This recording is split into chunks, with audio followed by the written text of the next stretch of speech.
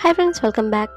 आज मैं एक जापानी मूवी साइलेंट वॉइस को एक्सप्लेन करूंगी जिसे नाओको यामादा ने डायरेक्ट किया है। तो बढ़ते हैं स्टोरी की तरफ। मूवी के स्टार्ट में हम हाई स्कूल के एक लड़के को देखते हैं जिसने उन सभी पैसों को अपने पास इकट्ठा कर लिया था जो भी उसने कमाए थे और उसके बैंक अकाउंट में थे। उसने अपने कमरे के भी सभी सामानों को बेचकर पैसे इकट्ठा कर लिए थे और इन पैसों को वो अपनी माँ के पास रख देता है जो सो रही होती है। यहाँ से वो लड़का एक पुल पर जाता है और उस पर चढ़कर खड़ा हो जाता है। यहाँ ये लड़का सुसाइड करने वाला था, पर फिर वो अचानक से ही रुक जाता है। उसने मरने से पहले अपने एक अधूरे काम को पूरा करने का मन बना लिया था और वो एक नोटबुक लेकर कहीं चला जा रहा है। इसी के साथ सीन कुछ साल पहले शिफ्ट होती है जब वो लड़का एलिमेंट्री स्कूल में था। इस लड़के का नाम सोया इशिदा है जो कि एक बुली बॉय है। कवाई यूइनो भी इशिदा के फ्रेंड्स हैं और शिमादा इशिदा का जिगरी दोस्त है। एक दिन इनके क्लास में एक नई लड़की निशिमिया का ट्रांसफ़र होता है। निशिमिया डीफ है, वो सुन नहीं सकती और ना ही ठीक से बोल सकती है। निशिमिया एक नोटबुक के जरिए सभी को अपना इंट्रोडक्शन देती है और सभी को बताती है कि वो भी सभी इस नोटबुक पर ही लिखकर उससे बात कर सकते हैं। कुछ दिन तो सब ठीक रहता है, पर धीरे धीरे सभी उससे और उसके नोटबुक से परेशान हो जाते हैं। यूइनो जो निशिमिया के क्लास में हेल्प किया करती थी वो भी अब निशिमिया से भाग रही थी। इशिदा भी उसे काफ़ी परेशान किया करता था। निशिमिया सभी से कनेक्ट होने की कोशिश करती पर उसके डीप होने के कारण किसी से भी उसकी दोस्ती नहीं हो पा रही थी। एक दिन उसके क्लास में एक नई टीचर आती है उन सभी को साइन लैंग्वेज सिखाने जिससे सभी निशिमिया को समझ पाएँ। पर यूइनो टीचर से कह देती है कि उसे नहीं लगता है कि उन लोगों को साइन लैंग्वेज सीखने की ज़रूरत है। पर एक लड़की सहारा साइन लैंग्वेज सीखना चाहती थी क्योंकि वो निशिमिया से दोस्ती करना चाहती थी। अब पूरे क्लास में कम से कम एक लड़की निशिमिया की फ्रेंड थी। निशिमिया सहारा को साइन लैंग्वेज सिखाती है और दोनों साथ ही रहा करते। पर वहीं इशिदा बस निशिमिया को नफरत भरी नज़रों से देखता रहता, जैसे उसका डीफ होना कोई बड़ा जुर्म हो। वो बस स्माइल किया करती थी। एक दिन अचानक से सहारा उस स्कूल से चली जाती है। इशिदा इसका फ़ायदा उठाकर निशिमिया को बुली करता है। शिमादा इशिदा को ऐसा करने से मना करता है पर इशिदा किसी की नहीं सुनता है। पर निशिमिया बहुत शांत स्वभाव की थी, वो इसकी किसी भी हरकत पर कोई भी रिएक्शन नहीं देती थी, बल्कि उससे ही वो माफ़ी मांगती है क्योंकि उसे लगता है कि उसकी वजह से उन सभी को परेशानी हो रही है। निशिमिया का कोई रिएक्शन ना देखकर इशिदा वहाँ से चला जाता है। निशिमिया एक बार फिर से बिल्कुल अकेली हो चुकी थी। एक दिन इशिदा निशिमिया के कानों के पास बहुत जोर से चिल्लाता है पर निशिमिया डर जाती है।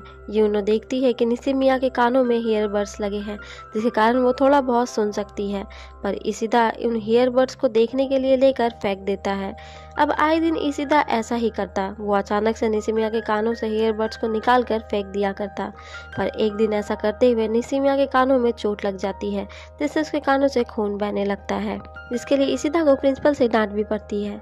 निशिमिया इसके लिए भी इशिदा से माफ़ी मांगती है पर निशिमिया की कोई भी बात इशिदा को समझ नहीं आ रही थी।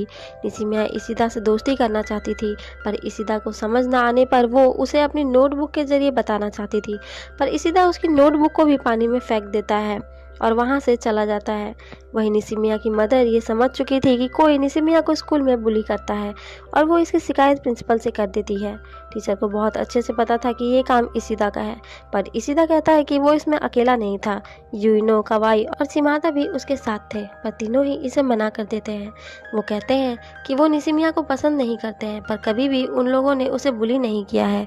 इशिदा ही निशिमिया को बुली किया करता था। वो लोग उसे रोकते भी थे पर इशिदा उनकी बात नहीं मानता था।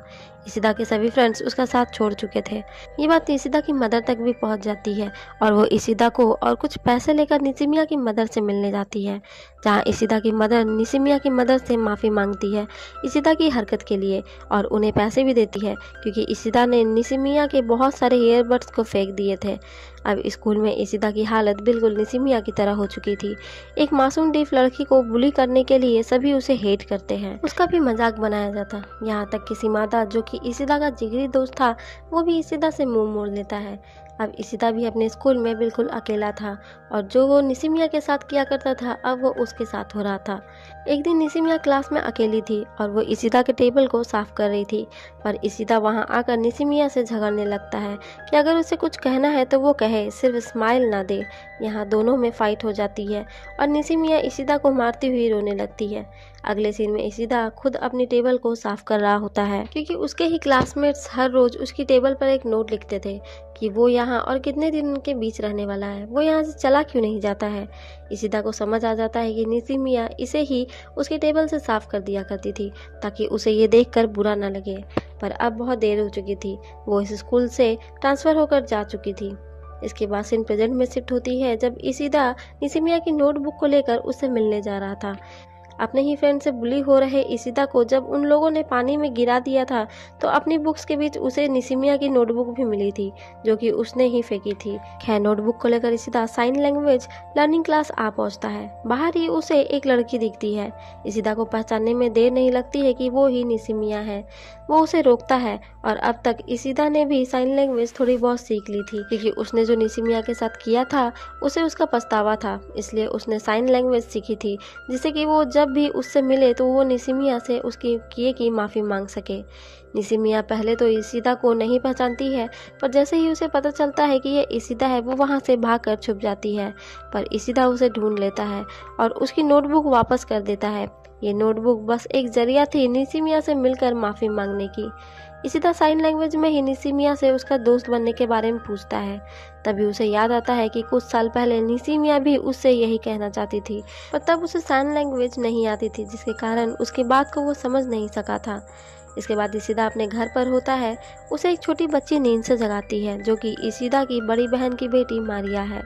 इशिदा ब्रेकफास्ट पर जाता है जहाँ उसकी मदर को पता चल चुका था कि इशिदा सुसाइड करने वाला था। वो इशिदा पर इसके लिए बहुत नाराज होती है, साथ ही उसके मेहनत से जमा किए पैसे जिससे उसने सुसाइड करने से पहले अपनी मदर के पास रख दिए थे, उसे जलाने की धमकी देती हुई इशिदा से ये वादा लेती है कि इशिदा वापस कभी भी ऐसा करने का नहीं सोचेगा। इसके बाद इशिदा निशिमिया के बारे में सोचते हुए स्कूल जाता है। कल तक जो लड़का मरने की सोच रहा था, निशिमिया से मिलने के बाद वो सब कुछ भूल चुका था। हाई स्कूल में शिमादा ने पहले ही दिन से सभी में ये बात फैला दी थी कि इशिदा एक बुरा लड़का है जो एक डीफ गर्ल को बहुत परेशान किया करता था। इशिदा का यहाँ भी कोई फ्रेंड नहीं था। उसमें किसी से भी आंखें मिलाने की या उससे बातें करने की थोड़ी सी भी हिम्मत नहीं बची थी। उसे लगता था कि सब उसे ही घूर रहे हैं और उसी के बारे में बातें कर रहे हैं, इसलिए इशिदा ने खुद को सबसे दूर कर लिया था।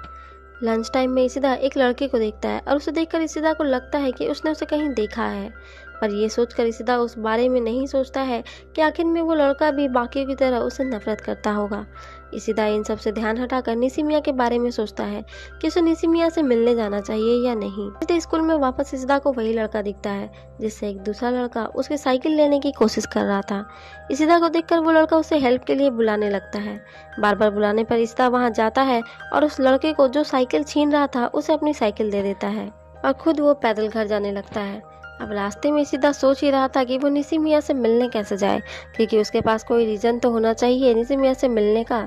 तभी रास्ते पर उसे ब्रेड पर डिस्काउंट का कूपन मिल जाता है और इशिदा को रीज़न मिल जाता है जिससे वो निशिमिया से मिल सके। निशिमिया मछलियों को ब्रेड खिलाती है, इसलिए इशिदा उस कूपन से ब्रेड खरीद लेता है और निशिमिया के पास पहुंच जाता है।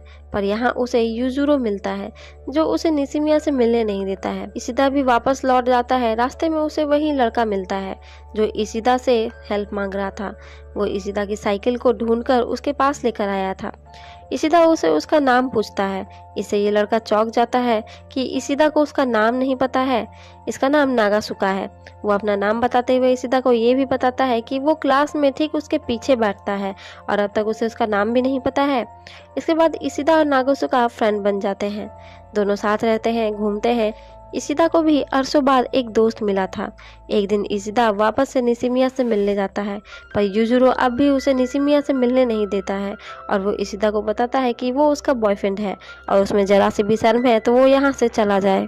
पर तभी वहाँ नागासुका आ जाता है और इशिदा को निशिमिया से ना मिलने देने के लिए यूजुरो पर चिल्लाने लगता है। यूजुरो भी उसे बंदर कह देता है, जिससे दोनों के बीच लड़ाई होती है, जिससे निशिमिया का ध्यान भी उस पर जाता है। पर अब इस सिचुएशन में निशिमिया को उसके पास आता देखकर इशिदा वहां से भागने लगता है। निशिमिया भी उसके पीछे जाती है। दोनों बातें करते हैं और यूजुरो और नागासुका दूर से ही उन लोगों को देख रहे थे। इशिदा निशिमिया से बता देता है कि वो 2 हफ्तों से उसे मिलने का सोच रहा था और उसके पास कोई भी रीज़न नहीं था। निशिमिया भी बताती है कि वो भी यही सोच रही थी।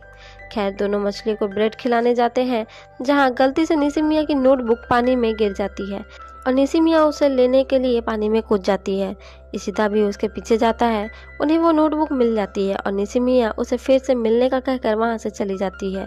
पर यूजुरू ने इशिदा की पानी में कूदते हुए तस्वीर ले ली थी, जिसे वो पोस्ट कर देती है, जिसके कारण इशिदा को स्कूल से कुछ दिनों के लिए सस्पेंड कर दिया जाता है। इशिदा घर में था जब उसकी मदर मारिया को स्कूल से ले आने को कहती है, पर वहाँ उसे यूजुरू मिलता है, जो घर से भाग कर आया था। इशिदा को देखकर वो उस तस्वीर को पोस्ट करने के लिए उसे माफ़ी मांगता है। इशिदा यूजुरू को एक रात के लिए उसके घर लेकर जाता है, पर रात में ही यूजुरू चुपके से वहाँ से खाली पैर निकल जाता है, क्योंकि घर से भागते समय भी उसने जूते नहीं पहने थे। पर तभी वहाँ इशिदा अम्ब्रेला लेकर आ जाता है और उसे अपने जूते पहनने को देता है। वो यूजुरू को घर तक छोड़ने जाता है, जहाँ इशिदा के पूछने पर यूजुरू बताता है कि उसका निशिमिया से झगड़ा हो गया था, जिसके कारण वो घर से भाग गया था। यहाँ इशिदा को पता चलता है कि यूजुरू को भी उसके और निशिमिया के बारे में पता है कि वो निशिमिया को परेशान किया करता था। इशिदा यूजुरू से कहता है कि वो कभी भी उन दोनों के बीच नहीं आएगा, वो बस ये चाहता है कि निशिमिया खुश रहे। यूजुरू को इशिदा की बातों में सच्चाई दिखती है कि सच में ही अब वो निशिमिया की परवाह करता है।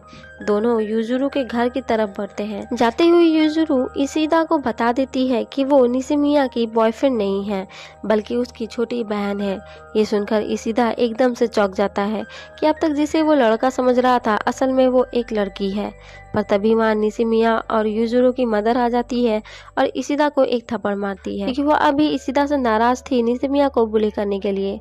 घर जाकर वो अपनी दोनों बेटियों से इशिदा से ना मिलने का कहती है, पर यूजुरू कह देती है कि उन्हें पता है कि उन्हें किससे दोस्ती करनी है और किससे नहीं। अगले दिन यूजुरू इशिदा के अम्ब्रेला को वापस करने आती है, जहां नागासुका वापस से यूजुरू को पकड़ लेता है। पर जैसे ही इशिदा उसे बताता है कि यूजुरू निशिमिया की छोटी बहन है, वो उसे बहुत दूरी पर चला जाता है। अब इशिदा वापस निशिमिया से मिलने आता है। इशिदा ने नया फोन ले लिया है ताकि वो निशिमिया का नंबर ले सके, पर वो ये बात निशिमिया को डायरेक्ट नहीं कह पाता है। वो निशिमिया से हिचकिचाते हुए पूछता है कि क्या वो अपने फ़ोन के लिस्ट में किसी को ऐड करना चाहती है जिसे वो मैसेज कर सके। निशिमिया हाँ कहती है। इशिदा का काम बन चुका था। वो तुरंत ही निशिमिया को उसका नंबर लेने को कहता है, पर निशिमिया ने सहारा की बात की, उसकी एलिमेंट्री स्कूल की फ्रेंड सहारा। निशिमिया समझ नहीं पाती है कि इशिदा उसे अपना नंबर देना चाहता है और वो सहारा की बात करती है। अब इशिदा निशिमिया के लिए सहारा को ढूंढने उसके टाउन जाने वाला था, पर उसके पास पैसे नहीं थे। तब नागासुका उसकी हेल्प करता है और वो निशिमिया के साथ सहारा को ढूंढने निकल जाता है। जहाँ रास्ते में निशिमिया इशिदा को मैसेज कर थैंक्स कहती है उसके साथ सहारा को ढूंढने जाने के लिए। वो उसे ये भी बताती है कि उसने इशिदा का नंबर यूजुरू से लिया है। सहारा के स्कूल के पास ही सहारा उन्हें मिल जाती है और यहाँ दोनों सहेलियाँ काफ़ी बातें करती हैं। इशिदा वहाँ से उठकर टहलने निकल जाता है, जहाँ उसे यूइनो मिलती है, जो एक कैट क्लब की डिस्काउंट कूपन बांट रही थी। पर यूइनो इसे इग्नोर करके वहाँ से चली जाती है। अगले दिन इशिदा नागासुका के साथ कैट क्लब पहुँच जाता है, जिससे कि वो यूइनो से मिल सके। पर यूइनो इशिदा को देखकर छिप जाती है और यूइनो को वहाँ ना देखकर इशिदा भी वहाँ से वापस चला जाता है। पर वो वहाँ से निशिमिया के लिए एक गिफ्ट लाया था, जो वो यूजुरू को दे देता है निशिमिया को देने के लिए। अगले दिन यूइनो इशिदा से मिलने आती है, पर वहीं दूर खड़ी निशिमिया को देखकर वो फिर से उसका मजाक उड़ाने लगती है, जिसके कारण इशिदा यूइनो को उसकी साइकिल से उतर जाने को कहता है। और तब यूइनो निशिमिया के पास चली जाती है और वापस से निशिमिया को बुली करने लगती है, पर वहाँ इशिदा आ जाता है और यूइनो को ऐसा करने से रोकता है। यूइनो को वहाँ से जाने के बाद इशिदा भी वहाँ से चला जाता है।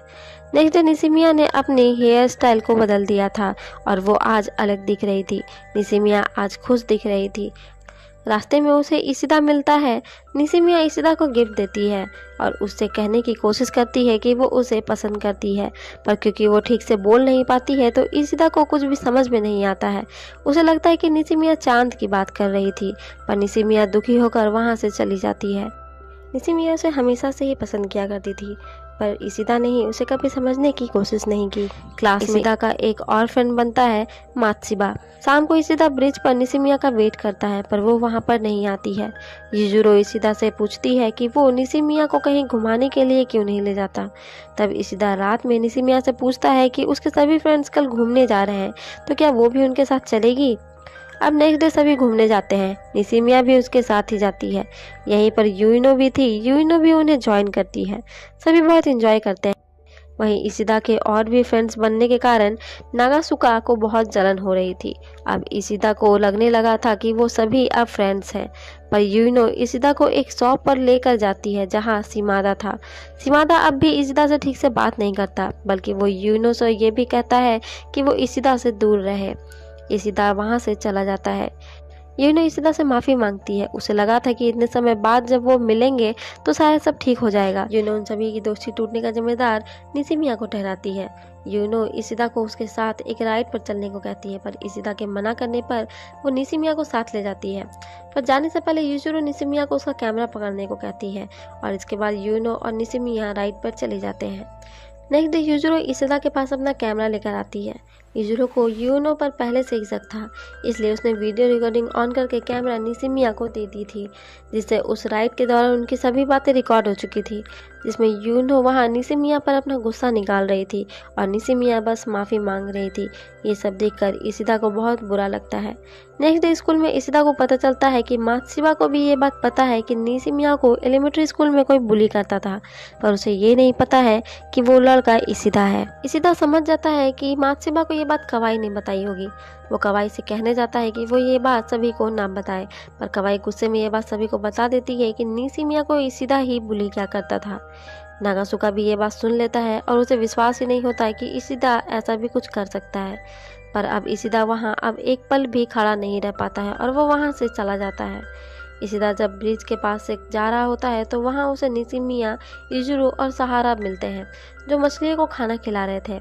इशिदा उनके साथ नॉर्मल होने की कोशिश करता है, पर इशिदा के पीछे वहाँ नागासुका, कवाई और यूनो और मात्सुबा आ चुके थे। कवाई मात्सुबा के कहने पर इशिदा से माफ़ी मांग लेती है और अब यहाँ सभी में बहस होने लगती है कि आखिर किसने कितना निशिमिया को बुली किया है।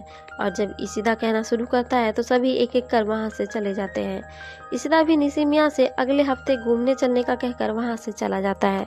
घर पर यूजुरो की दादी यूजुरो की चिंता करती है, क्योंकि वो अपनी बहन का ध्यान रखते हुए ये भूल गई है कि उसकी भी एक लाइफ है। वो अपने लिए समय नहीं निकाल पाती है। दोनों में काफ़ी अच्छी बॉन्डिंग है। अगले दिन इशिदा जब ब्रेड के साथ निशिमिया का वेट कर रहा था तो उसे वहाँ यूजुरो दिखती है, जो रो रही थी। वो यूजुरो को छोड़ने जाता है, जहाँ यूजुरो फ्यूनरल होम जाती है, क्योंकि यूजुरो की दादी अब जा चुकी थी। घर पर उदासी का माहौल था। अगले सीन में इशिदा और निशिमिया घूमने जाते हैं, जहाँ निशिमिया इशिदा से कहती है कि जब तक वो उसके साथ रहेगा वो दुखी ही रहेगा, पर इशिदा जानता है कि निशिमिया के सभी दुखों का कारण वो ही है। ये सब सोचकर इशिदा डिसाइड करता है कि अब वो बिल्कुल नॉर्मल रहने की कोशिश करेगा। यूजुरो इशिदा को अपने घर लेकर आती है केक बनाने के लिए, क्योंकि आज उसकी मदर का बर्थडे है। इशिदा इसके लिए बहुत डरा हुआ था, क्योंकि निशिमिया की मदर उसे पसंद नहीं करती थी। निशिमिया की मदर इशिदा को देखकर नाराज होती है, पर यूजुरो बात को संभाल लेती है। यूजुरो इशिदा को आतिशबाजी देखने के लिए उनके साथ इनवाइट करती है। सभी वहाँ जाते भी हैं, जहाँ यूजुरो अपनी मदर के साथ नूडल्स लाने चली जाती है। उनके जाने के बाद निशिमिया भी घर जाने लगती है। इशिदा उसके साथ चलने का कहता है, पर निशिमिया मना कर देती है। यूजुरो जब वापस आती है तो उसे याद आता है कि वो अपना कैमरा तो घर पर ही भूल गई है। वो इशिदा को उसे लेकर आने का कहती है। इशिदा जब यूजुरो के घर पहुंचता है तो उसे घर का दरवाजा खुला मिलता है। अंदर जाने पे कैमरा उसे मिल जाता है, पर तभी उसकी नज़र बैल्कनी पर जाती है, जिसे देखकर वो शॉक्ड रह जाता है, क्योंकि वहाँ निशिमिया थी, जो बस वहाँ से कूदने ही वाली थी। पर इशिदा उसे पकड़ लेता है। वो किसी भी हाल में निशिमिया का हाथ नहीं छोड़ना चाहता था।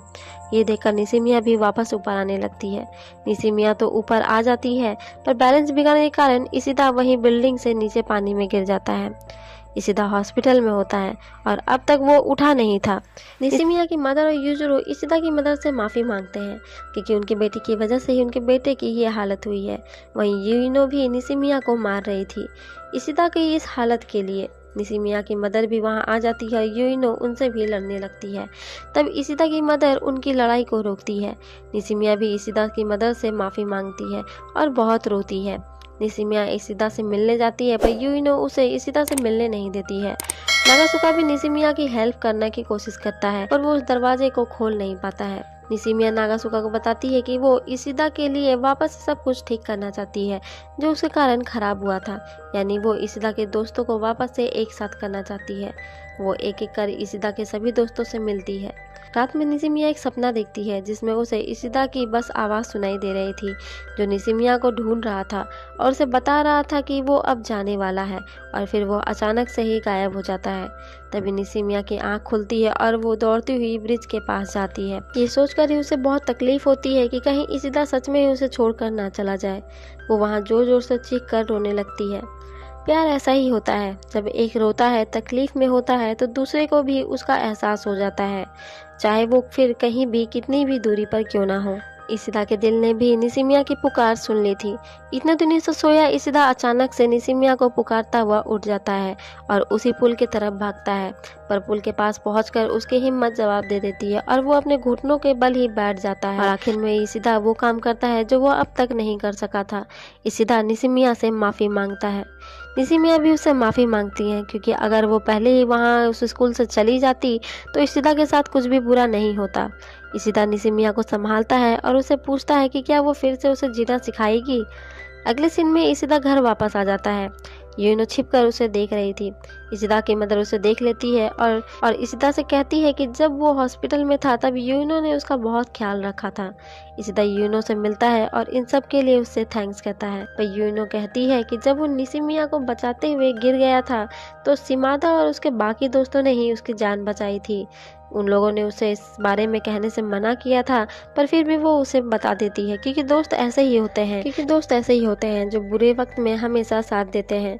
इतना कहकर यूनो वहाँ से चली जाती है। इशिदा जब घर लौटता है तो वहाँ निशिमिया की मदर होती है, जो इशिदा से माफ़ी मांगती है। अगले सीन में इशिदा अपने हाई स्कूल फेस्टिवल में निशिमिया के साथ जाता है, पर सभी से आंखें मिलाने की हिम्मत अब भी उसमें नहीं थी। तब निशिमिया उसे पकड़कर उसके क्लास तक ले जाती है, पर इशिदा अंदर नहीं जा पाता है और बाथरूम में चला जाता है, जहाँ नागासुका उसके पास आता है। पर अब इशिदा नागासुका से भी नजरें चुरा रहा था, पर नागासुका उससे गले लगा लेता है और वो इशिदा को बाहर लेकर आता है, जहाँ उसके सभी फ्रेंड्स थे। सभी इशिदा को अकेला छोड़ देने के लिए उससे माफ़ी मांगते हैं। अब सभी एक साथ मिलकर फेस्टिवल में जाते हैं, जहाँ हिम्मत कर कर अब इशिदा सभी को देखता है और उनकी बातें भी सुनता है। और उसे पता चलता है कि कोई भी उसे नहीं घूर रहा है और ना ही कोई उसके बारे में बातें कर रहा है। ये देखकर इशिदा की आंखें भर आती है कि वो हमेशा से कितना गलत था। पर अब सब कुछ ठीक हो चुका है। उसके सारे फ्रेंड्स भी उसके पास वापस आ चुके हैं और इसी तरह ये स्टोरी यहीं ख़त्म हो जाती है।